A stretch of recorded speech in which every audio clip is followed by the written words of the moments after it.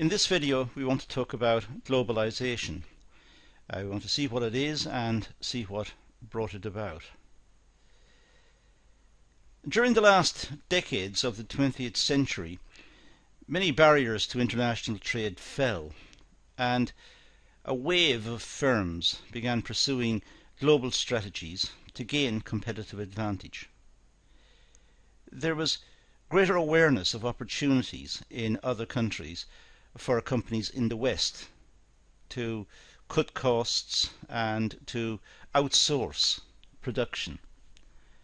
So there was much more awareness of opportunities for cost cutting, but there was also an awareness for ways in which to extend the market.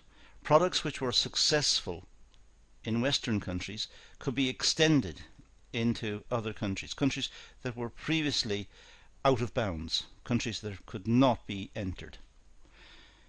And in this context we're thinking of countries like China, for example. But also what was the Soviet bloc. In Eastern Europe, the Soviet bloc had disintegrated, so now there was access to markets that were previously out of bounds for Western companies. So rather than thinking in terms of national markets and national economies, leaders of business thought in terms of global markets. There was a big change in strategic thinking in companies in the West.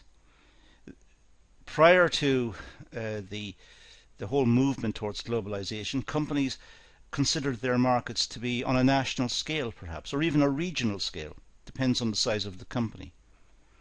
But with the advent of possibilities of trade with other countries, countries that were, as I said, previously could not be accessed, with the advent of that trade, companies started to think globally.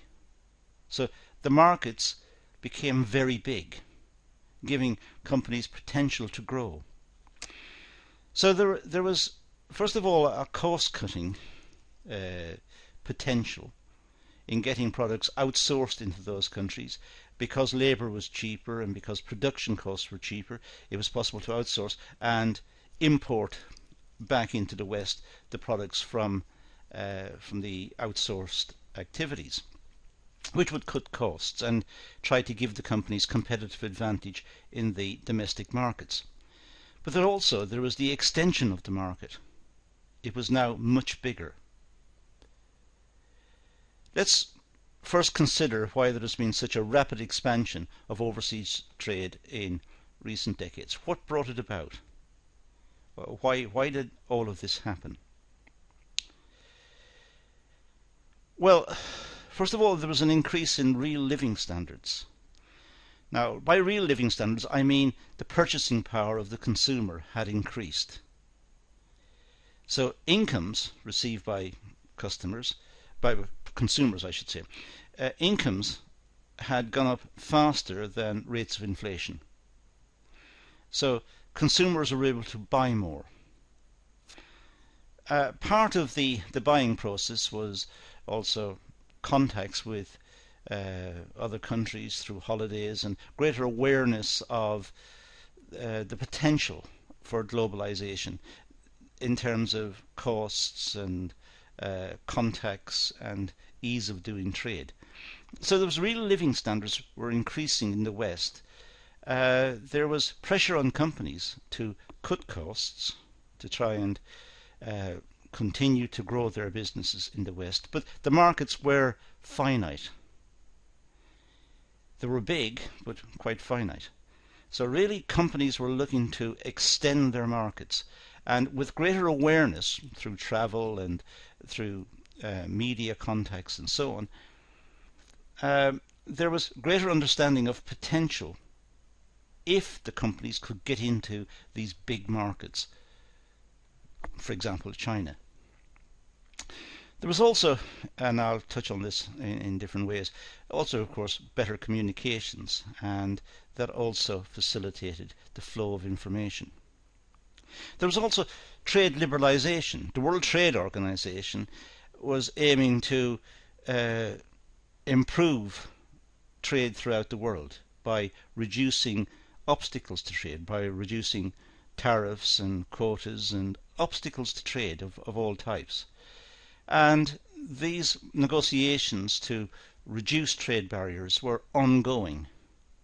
And clearly there were benefits.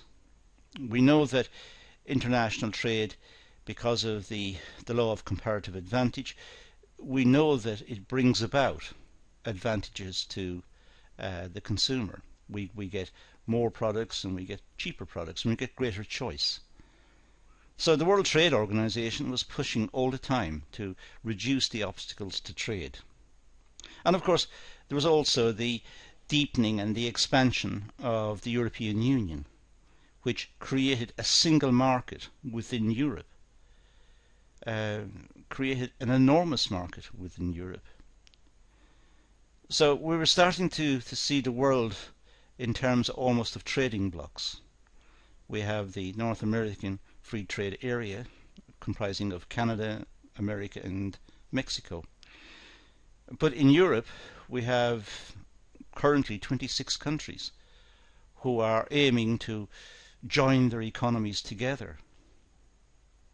There is debate about it, of course, as to whether it should happen or not, but the point is, it's one very big market.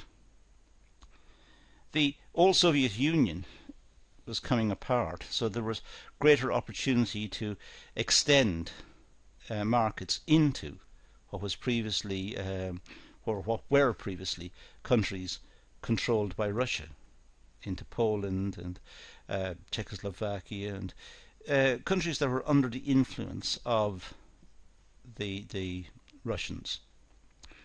But Russia itself opened, and it became a big player in the global market. And of course, in the East, there's the Association of Southeast Asian Nations, ASEAN, whose aim it is to make trade easier between their members.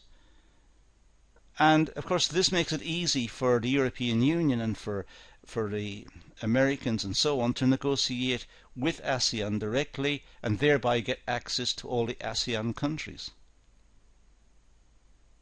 And then there was the big prize, which is China, because of its population size, because of the sheer numbers involved, the size of the markets.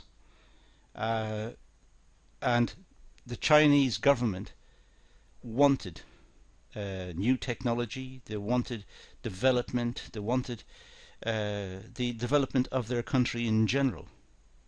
So they embraced it. So all of this came together to try to lead into an understanding, lead us to an understanding of globalization.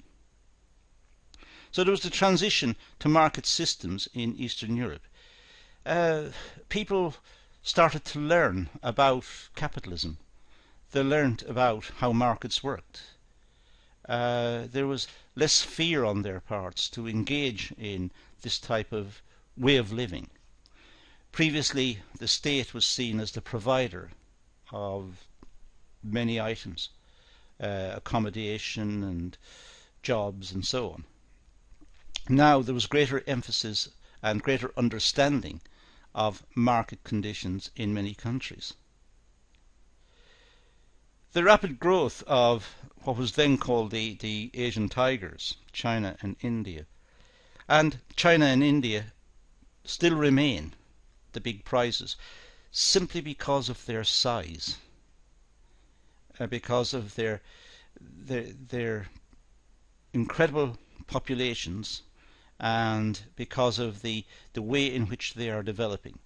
They are developing with modern technology, they're developing sophisticated middle classes. They understand the nature of capitalism. So these are rapidly growing countries.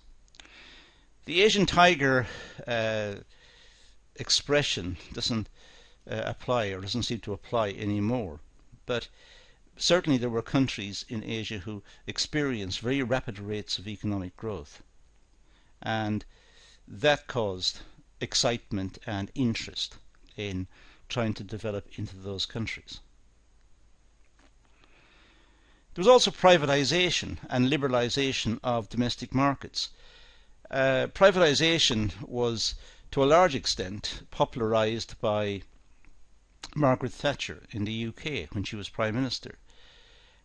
She took industries that were in the public domain and sold them to private investors.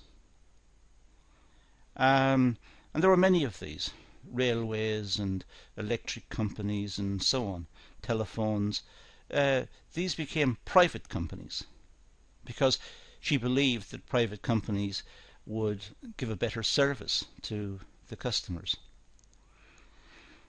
There was privatization and liberalization of domestic markets in many countries following on from that.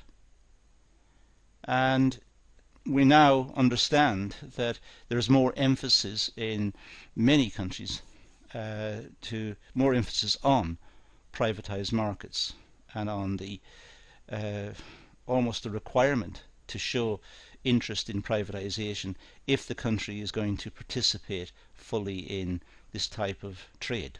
Investors want to see governments promoting trade and economic development and showing an interest in market economics. If they don't see that, they're more reluctant to invest. There may be a fear still amongst many investors that the country will revert back to what it was in the past. There's also the deregulation of international capital markets. Money could flow between centres, financial centres throughout the world could flow more easily. Could flow from London to Tokyo, from Tokyo to Paris to New York or whatever it was. So there was better communications between the financial centres, more information was available, and there was less regulation of the financial markets, so that vast sums of money could move very easily between the various centres, leading to almost a single market. Because when a profit potential arose in one market, the money would flow there to capitalize, to gain that profit.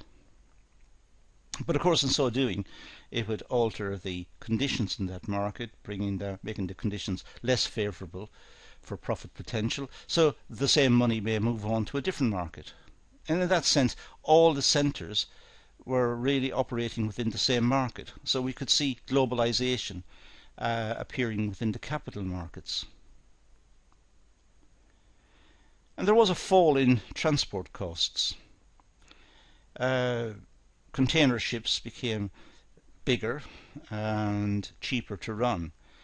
There was much more emphasis on efficient running, and there was a better infrastructure as well in terms of logistics. Ports were specifically designed to cater for large container ships, and there was much more forward thinking about the process of logistics, distribution, getting products from one side of the world to the other and getting them there cheaply. And of course, as I said earlier, there was global communications. The advent of the internet and computer networks greatly facilitated the flow of information between centres. Again, causing an expansion of trade, much more understanding, easier way of working, because companies could be in almost instantaneous contact with branches and managers overseas. So they were able to synchronize their requirement, and there was a meshing of requirements with production and shipping, and it was easier to deal with because the communications was much better. So what is globalization? Well, globalization is a business philosophy based on the belief that the world is becoming more homogeneous. National distinctions are fading and will eventually disappear. Now, that may be too grand in its aspirations, and we're not sure if we want national distinctions to fade away. We like to keep our identities, and we like to keep our cultural heritage and so on. So we don't want to be merged into one single homogeneous world culture. But the way globalisation is emerging, it appears that that's not necessarily the case, that there is a very slow encroachment of this homogeneity, and that cultures are being maintained, and probably this is why we see the growth in international tourism. But it's certainly also the case that we see when we travel that high streets in different cities around the world are starting to look very similar. The same shops are starting to appear, the same outlets, and the same mechanisms and the same products are starting to appear as well. Mechanisms for communications. We see the same telephone systems, and we're starting to identify the big producers of telephones, and we know the attributes of the telephones from one country to the next. Televisions are starting to look the same. White kitchenware and cars, but also cosmetics and fashion items.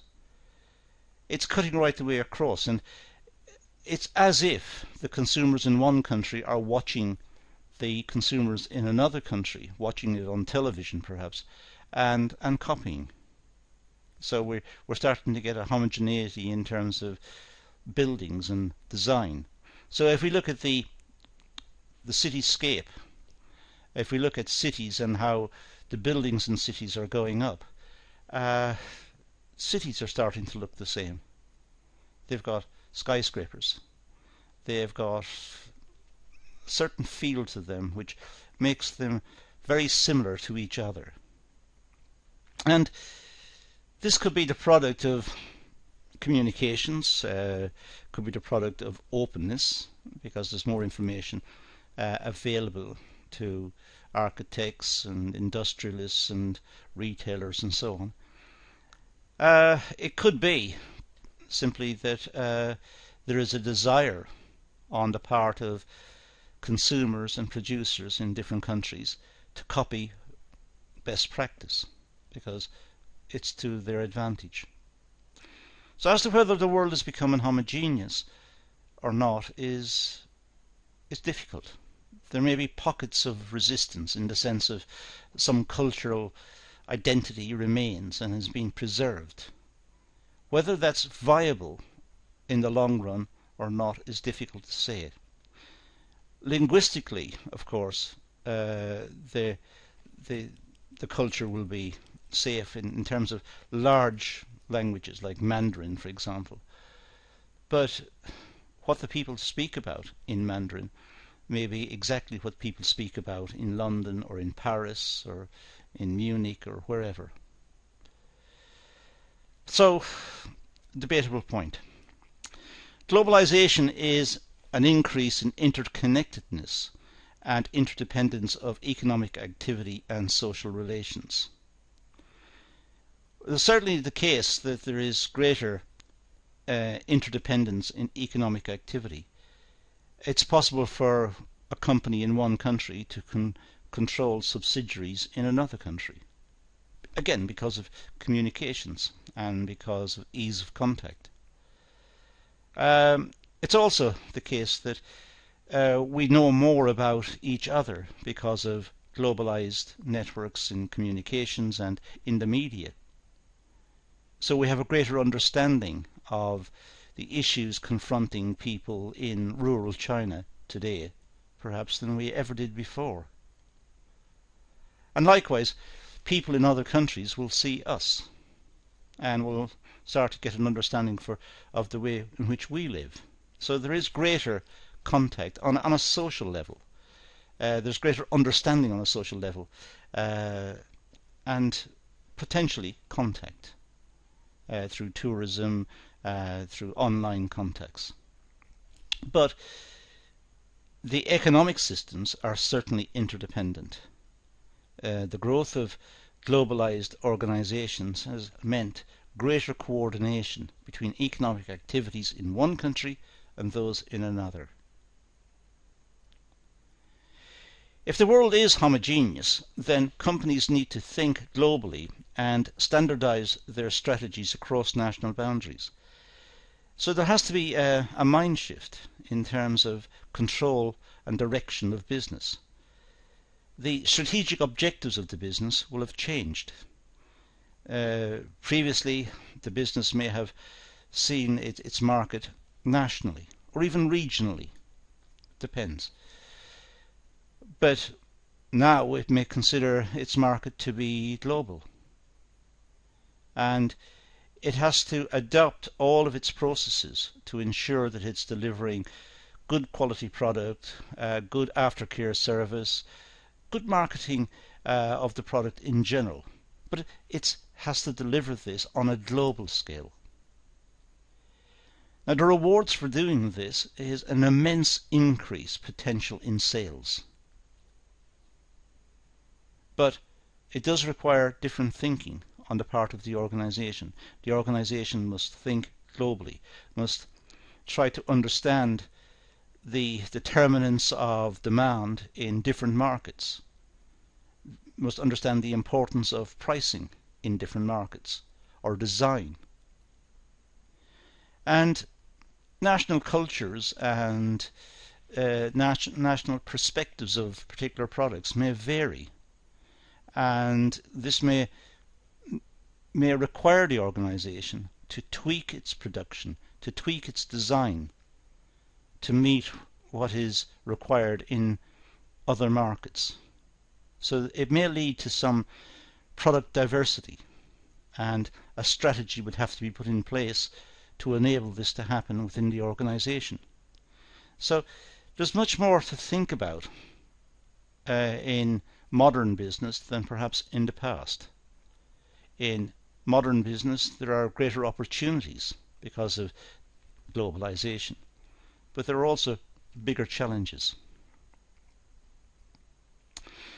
Globalization concerns, well, trade in goods and services.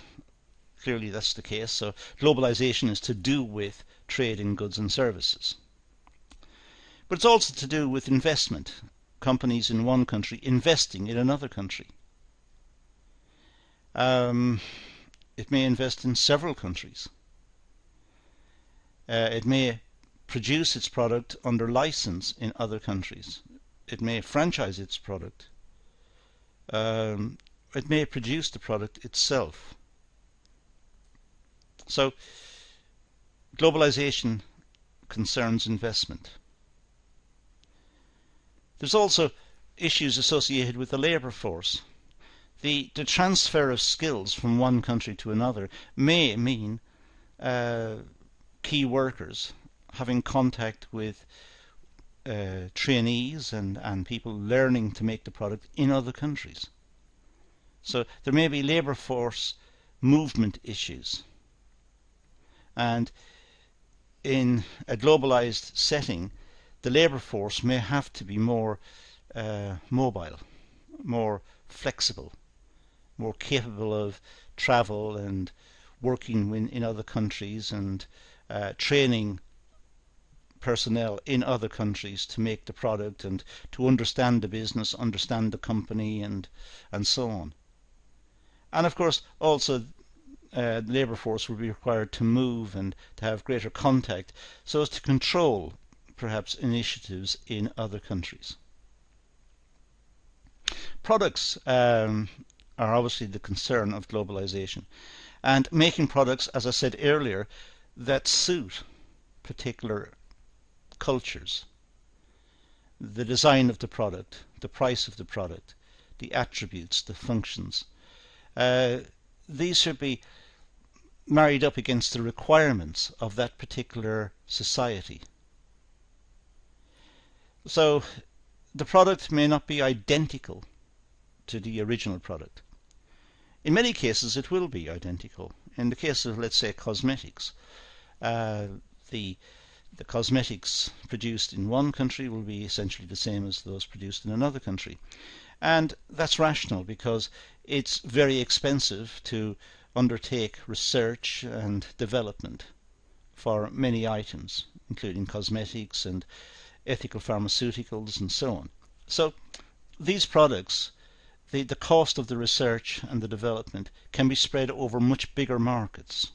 So it's clearly in the company's interest to be involved in other countries. So products, many products will have to be tweaked to meet local tastes. Some products will not be tweaked. Depends on the nature of the product.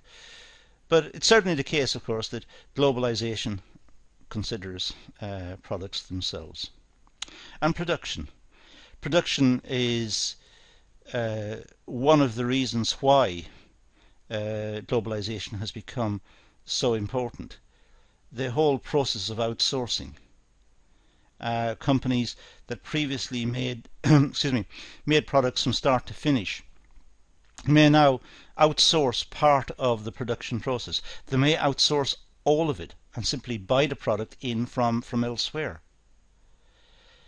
That may be driven by cost considerations. It's cheaper to produce it in China than it is to produce it in Germany or in England. These are high cost economies. But that of course means that jobs which would have been created in those countries will now be lost to producers overseas. On the other hand, the product is cheaper. We can't have everything. It's a balancing act. Technology. Well, one of the effects of globalization is the transfer of technology. And there's been a very rapid transfer of technology, say, to parts of China, which were perhaps in the past mainly agrarian. The workforce worked on the land. But they've missed out lots of stages in development. They've gone from working on the land to working with sophisticated machinery, working with sophisticated networks, making sophisticated products. So technology has been transferred. In the case of the UK and in the case of America, in the case of Germany and Europe, many parts of Europe, technology evolved. It went through stages. It stepped up to where we are now. But with the advent of globalization, the technology may start at the top. It starts with what we've got in the West now. And as I said, that means that there's been big jumps in those societies. So people who worked previously on the land, let's say, eking out a living on the land, will now work in factories with very sophisticated machinery and processes. So technology has been transferred. Of course, research and development becomes cheaper because not in absolute terms, but on average terms, because the markets are bigger. So there are more customers, more sales. So the burden of research and development has lessened because of the extension of the markets. So globalization brings about the potential for more research and development, which of course just adds to the technological change we see around us every day and the development of new products. So larger markets leads companies into more research, more development, the development of new products, and this in turn feeds into the globalization process. So it's a cycle. More globalization, bigger markets, more research and development, new products, even more globalization as a consequence, and so on. There is the exchange of ideas and knowledge. Globalization has meant that universities and colleges have more contact. Students from one country may study in another country and get an experience of the culture and a feeling for that country. Have a greater understanding of the way people think. and people think differently throughout the world. So there is an exchange of ideas and knowledge. It also happens through travel. When China opened and people from the West could visit China, they got a greater understanding of the depth of the Chinese culture and the way in which the people lived, and but new ideas were given to the tourists and to the business people who went there. And then eventually, when the countries opened completely, there was more understanding of the requirements of the consumers in those countries. So there is an exchange of ideas, that people are talking, they talk to each other, and through this process they get a greater understanding of their requirements, and that in turn may spark off commercial opportunities. There are also issues about intellectual property that, unfortunately, with globalisation, there's more opportunity for ideas to be stolen. Companies may spend a lot of time in research and development trying to bring out a new product and to innovate a product, bring up new designs, only to find that when it's proven and successful, that it's copied elsewhere. So there has to be agreements between governments to try and stop the wholesale theft of ideas. It's felt that it's only right and proper that someone who invents some product and then innovates and brings it to market has gone through all of that trouble, all of that hassle. That person should be entitled to some rewards. They should have a patent or a patent, as people say, or some protection for their intellectual property, which gives them a period of time in which they have a monopoly status. They can capitalize on the monopoly status and earn considerable profits. And after the protection runs out, it's then open to competition. But there should be a period of time in which the people who have good ideas should be protected and should be able to make monopoly profits, to reward them for the good idea, to give them incentives to have good ideas and bring out new products. So it's difficult for them to accept that when they have a good idea, it's just copied by other people in other countries. And they can then enter the market and start selling copies of their product. It's even worse when we see counterfeit t-shirts and counterfeit clothing. People who have worked hard to bring up designs and sell their designs at high prices to give them a profit, to repay them for their efforts. But then the products, the same products, the look-alike products, arrive from other countries which are fake. That is, it's soul destroying for the innovators and for the people who come up with the various ideas. So it's felt there is an issue over intellectual property and the protection of intellectual property. And this is one of the reasons why government leaders talk to each other and try to harmonize their approach to the intellectual property issue to try and protect intellectual property. The key features of globalisation, well, there's a rapid expansion of international trade. We've seen that happen. Much more contact between countries, much more expansion of international trade. There's an internationalisation of products and services by large firms. Again, as I said, if we walk down the high street or the main street in many cities and towns in many countries, we'll see the same outlets, we'll see the same products, we'll see people wearing essentially the same fashion clothing. Hopefully not fake clothing, but we'll see them wearing the same fashion clothing. They will be driving similar cars. They will have the same concerns as people in other countries. We'll see the same household products for sale. So there is an internationalisation of products and services by large firms. There's a growing importance of multinational corporations.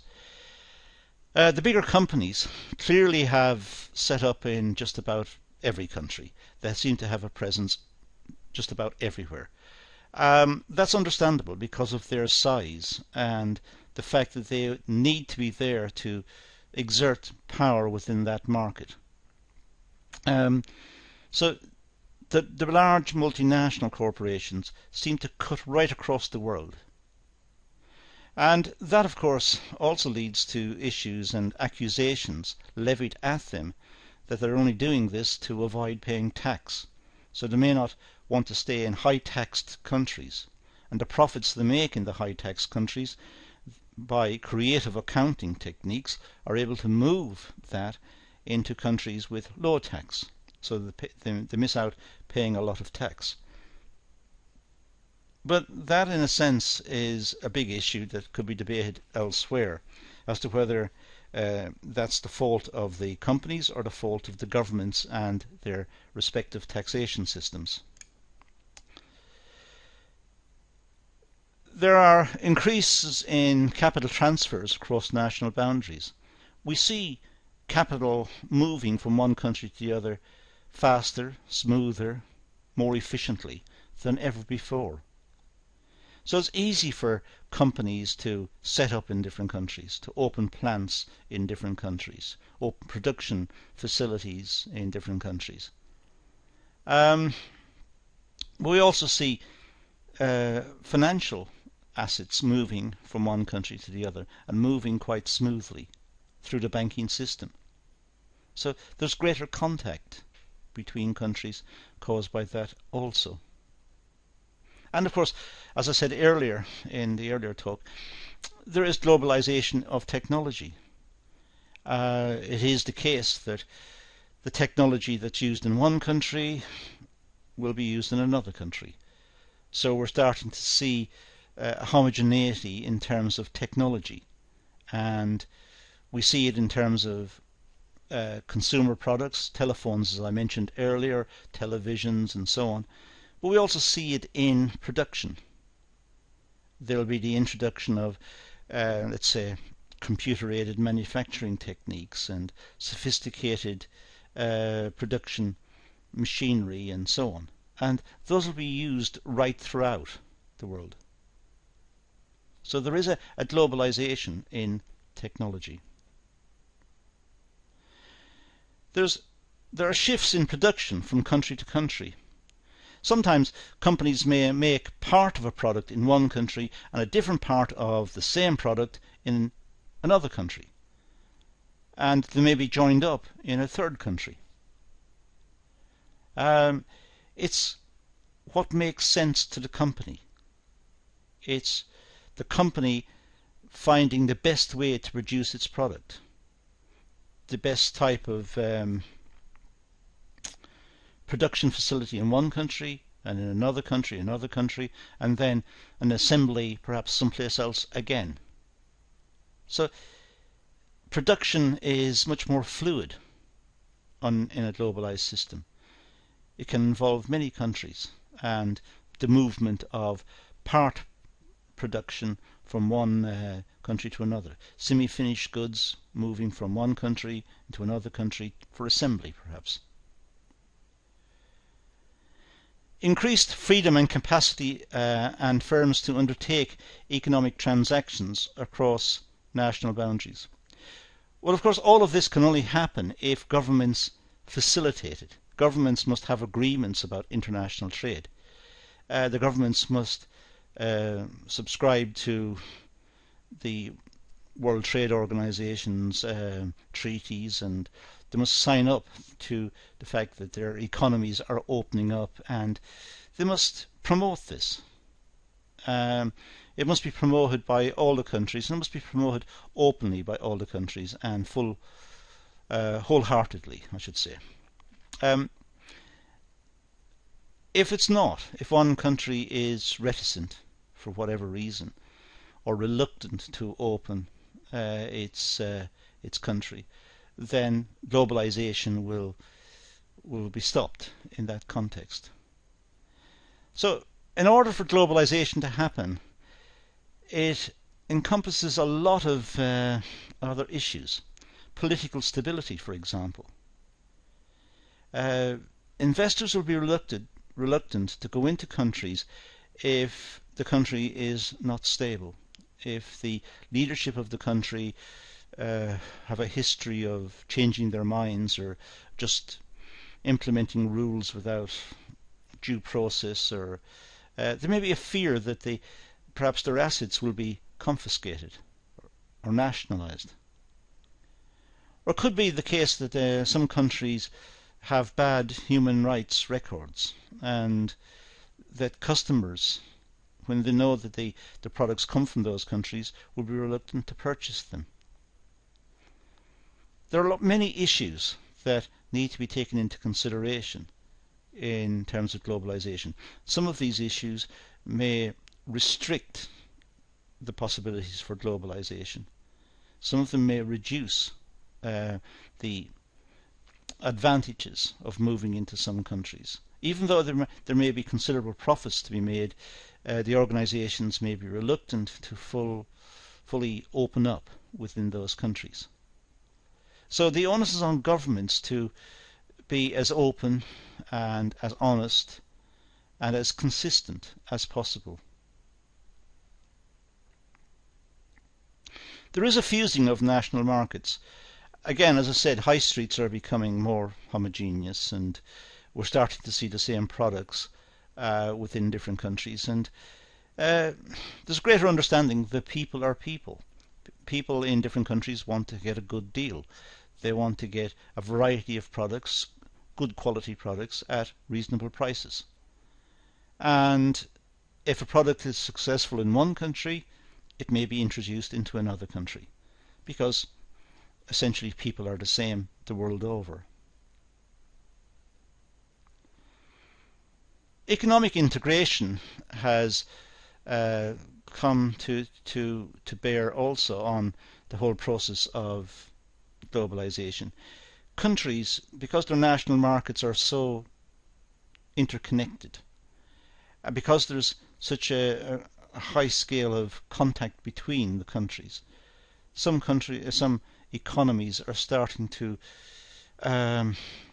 fuse. Some economies are starting to feel the same. Now, we've seen this in Europe with the development of the single European market. Now the single European market has a single currency. So it's becoming more like America. There are different states in America. They all have the same American currency, the dollar. In Europe, there are different countries. In a sense, they're very similar to the states in America, the different states in America, but they have the same currency, the euro. But it can happen outside of trading blocs such as the EU, and outside of all the various trading blocs. It could be that just simply some countries have such a degree of contact that the two economies are really running in the same way. And for a long time this has happened between, say, the Scandinavian countries, Norway and Sweden and so on. In the past, the Republic of Ireland and the UK, there was such a degree of integration between the economies. One was very big and very powerful, the other was very weak at the time, but such a degree of contact that they were really in effect the same economy, or part of the same economy. So whenever there's a high scale of contact between countries due to globalization, then their economic systems start to integrate. There is global economic interdependence. There is much more recognition that economies should support each other, and that if one economy is starting to dip or suffer in some way, it'll have ramifications in other economies. So there's no immunity to financial crisis. If it happens in one country, it'll happen in other countries. And this was brought home during the banking crisis that swept right its way around the world. But it's also the case that if countries are doing well, they can become the engines for the other countries, for related economies that have high degrees of contact with their economy, that they will be pulled along. So, for example, at the moment, many countries look to India and China and the big, highly populated countries. These will be the engines for growth into the future. Now, the growth of the multinational enterprise. Well, these large corporations are constantly on the search for growth markets. They're constantly looking out for ways in which to grow. And they don't look nationally, they look internationally. They look into every corner of the globe to see if there are opportunities for growth, because they have the capacity to do it. They have the infrastructure, they have the expertise. So they're looking to find areas of growth throughout the world. And the markets they serve those markets with essentially similar products. They make successful products in one country, they try them out in another country, they might rename the product or repackage it, but it's essentially the same product. So the research and development effort, as I said much earlier, that will be spread over greater sales, so it has less of an impact. So they benefit from that. That's an economy of size, an economy of scale. But they're able to look at the global market. They look for areas of growth. They look for ways in which their markets, the markets in which they operate, has similar characteristics to other markets, and in this way they're able to transfer their skills from one economy to another. These skills could be in marketing, after sales, production, design, innovation, whatever it is. But there's a linkage between the different parts of the company, the multinational corporation. There's linkages between them, different aspects of the company. But these aspects of the company, these different parts, may be in different countries. They certainly have a desire to reduce costs, so they're constantly looking for ways in which production costs can be reduced. So they're looking to countries which have low labour costs. They may also look to countries that have very lenient planning frameworks, so they're able to just open companies where they want and when they want. There's a desire to shift production to countries with lower unit labour costs. That, in the literature on globalisation, is the standard view. But in fact, some companies may consider this to be too much, going too far.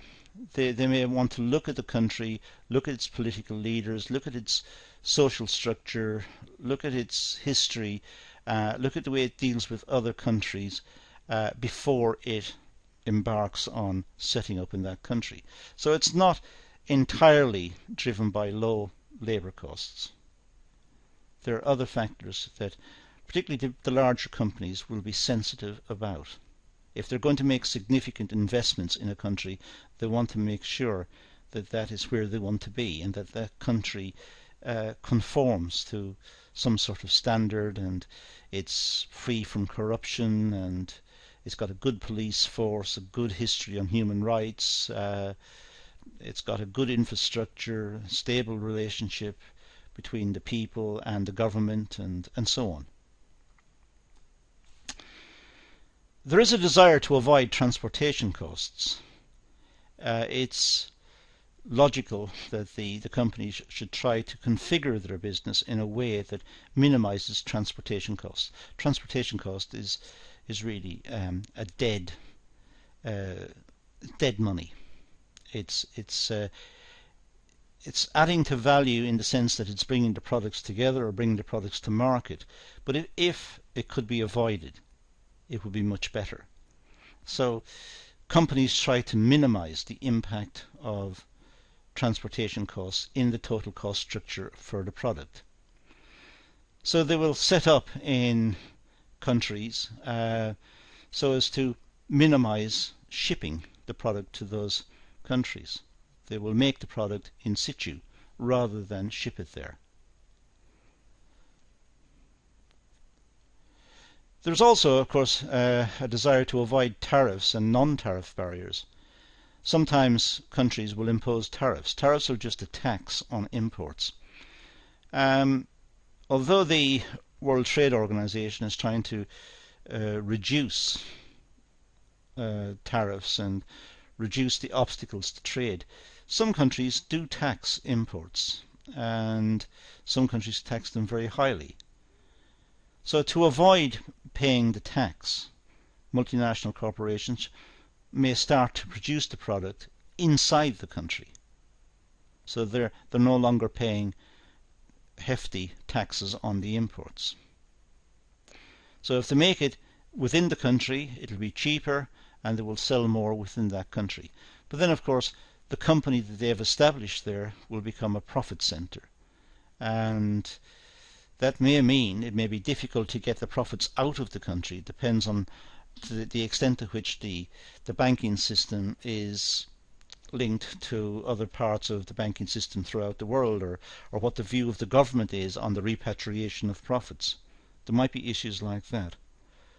But by and large, companies try to avoid paying tariffs. There are also non-tariff barriers. Sometimes to get around the World Trade Organization obstacles or requirements, countries, instead of having tariffs, they have bureaucracies. So they say that imports are not taxed. There's no tariffs on the imports. But it takes forever. It takes a long time to get the products through the customs. So they arrive at the port and they're not released for weeks, perhaps. That means the capital in those products is lying idle for weeks.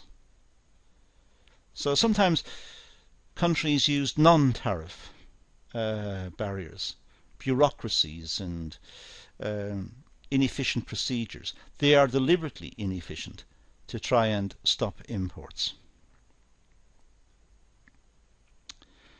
Forward vertical integration. Well, it's trying to move towards the customer. So the company is trying to get close to the customer and provide the goods and services close to the point of sale. And in that way it will minimize the cost effects of producing in other countries. It minimizes the possibilities or the costs, the possibilities of raising costs due to transportation and due to logistics and distribution.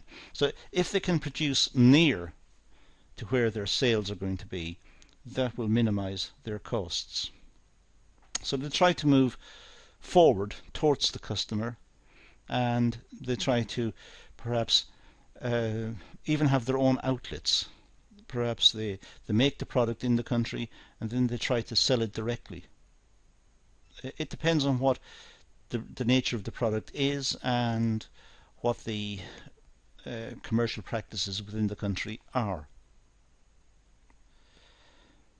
Certainly it's the case that the product life cycle is extended through globalization, because the product life cycle in one country, the product may be in decline. It may have matured and now entered into the decline stage in the product life cycle. But in other countries it may be just starting out. It may be an innovation and welcomed by consumers in the other country as an extremely interesting product, one that they want to have. So the product life cycle is just kicking off in one country and ending off in another country. So the product life cycle in total has been extended.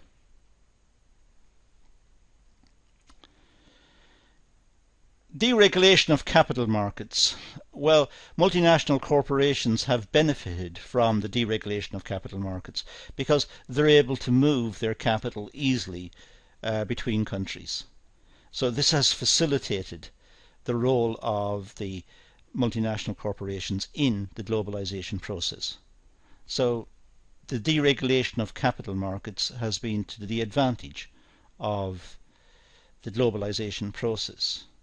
It's been to the advantage of the multinational corporations, I should say, within that process. The multinational corporations are able to repatriate profits, move profits from one centre to the other, move resources to cover costs from one centre to another. They're able to juggle their financial assets in ways that are easily facilitated through the international capital markets. So there are many parts to the globalisation story. There are many factors in play. It could only happen if the technology and the communication systems are in place. And they have come into place in the last probably 20 years. There's more understanding of the requirements for globalisation to take place. Governments are facilitating it through their own practices and through the policies they're pursuing. And there is greater understanding of the benefits that flow from globalisation within companies, and an eagerness to get involved in this process because of the extension of the market and because of the reduction in costs. But that's all we're going to deal with in this talk, so let's leave it at that and say thank you for watching.